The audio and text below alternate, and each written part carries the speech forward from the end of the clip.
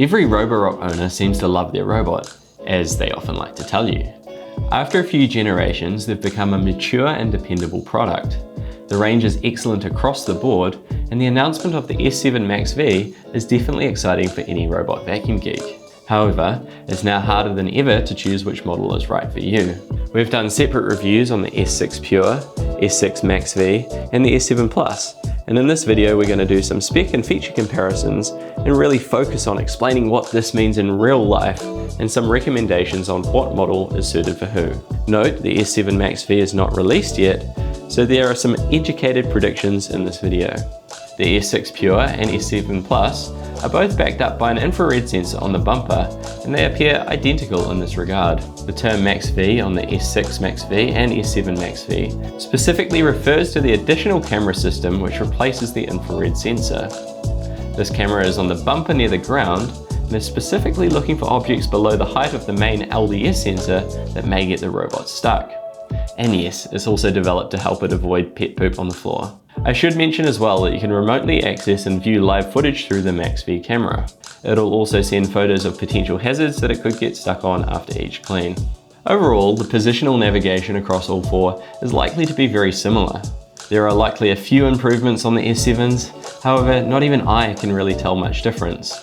The MaxV is nice to have, particularly if you have young kids or a messy home, although there will need to be very significant improvements on the new model for it to be totally foolproof. Not having the additional camera does not mean that the robot randomly crashes into furniture and walls. It's still very methodical and gentle, and personally, I'm pretty happy with the navigation of the S6 Pure or the S7 Plus. Next, we're going to talk about the suction and vacuuming performance. This is possibly the most misunderstood concept around robot vacuums. Better suction does not always mean better cleaning, although in this case it is a lot more likely as the vacuuming mechanism is identical. The S6 Pure has 2000 pascals of suction, and the S6 MaxV and S7 Plus both have 2500. Both S6s use a semi-bristled roller brush, which is slightly more effective at removing hair or fur, but it will need to be cleared a lot more frequently than the all-rubber brush on the S7 range. The all-rubber brush is definitely a pretty big net improvement in convenience. The upcoming S7 MaxV boasts a whopping 5100 pascals of suction, over double that of any previous Roborock. Now, as I said, this can sometimes be a confusing spec. I've seen some really high suction robots with some pretty poor cleaning performances. Often the roller brush design and aerodynamic delivery of the suction is more important than just bolting on a powerful suction motor. Because the brush design and housing is probably the same as the S7 Plus though, it is likely to be really good, but I would still be pleased if it was even 30% improved and shocked if it was actually twice as good. The other models do a really good job, so after a point you do enter the territory of diminishing returns. The S6 range have static mopping pads. The Pure has a 180ml water tank with a physical switch for high or low water flow rate, while the S6 MaxV has 300ml that is electronically controlled.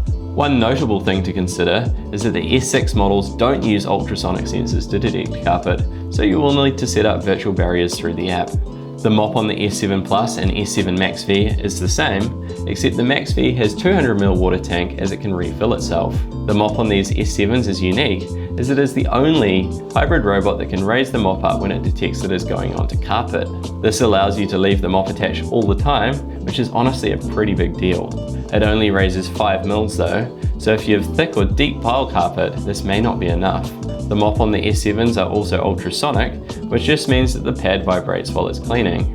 Roborock claim that this is 4 times more effective, but don't actually state which model they're comparing it to, and we found that the static drag around mops on the S6 was surprisingly good when compared with other options available. The S6 Pure and S6 MaxV are not compatible with an auto emptying dock, which was first released on the S7 Plus. A plus usually refers to this auto emptying capability, by the way. The S7 Plus comes with an auto empty dock which holds up to 30 cleans, and in Australia and New Zealand it can be either bagged or bagless. I believe that giving you the option is the best solution that other brands need to pick up on too.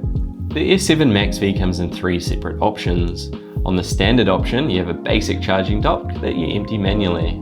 The S7 MaxV Plus includes an auto emptying dock that just empties the dust from the vacuuming container. And finally, the S7 MaxV Ultra comes with a very special dock.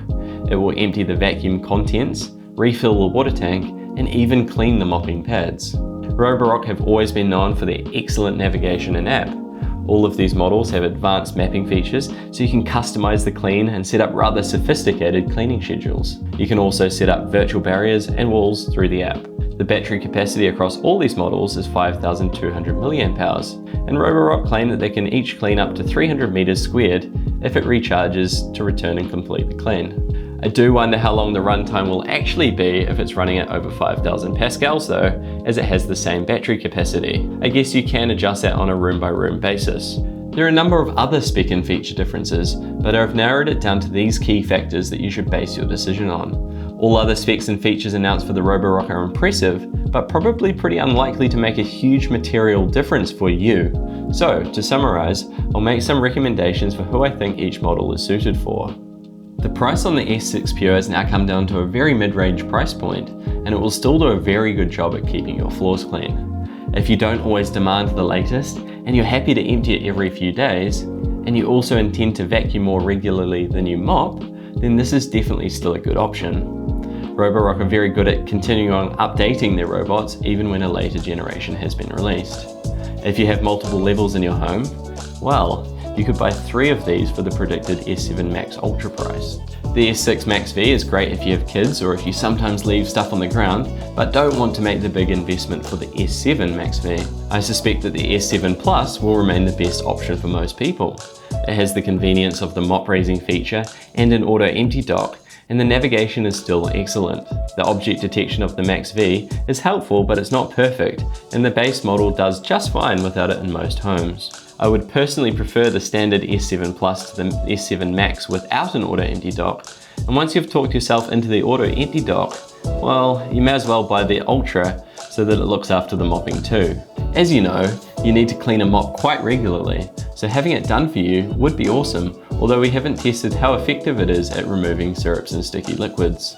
It's also relatively easy to put the mopping pads in the washing machine, and a quick cycle usually gets it really clean. This is definitely a sign of what the future looks like though, and it should be a genuine set and forget floor cleaner like we've been waiting for 20 years now. It's just a question of budget and how much the extra convenience is worth to you, as the other models will likely still exceed most expectations. Please ask any questions in the comments below, otherwise make sure to subscribe as the Roborock S7 MaxV Ultra review is coming soon.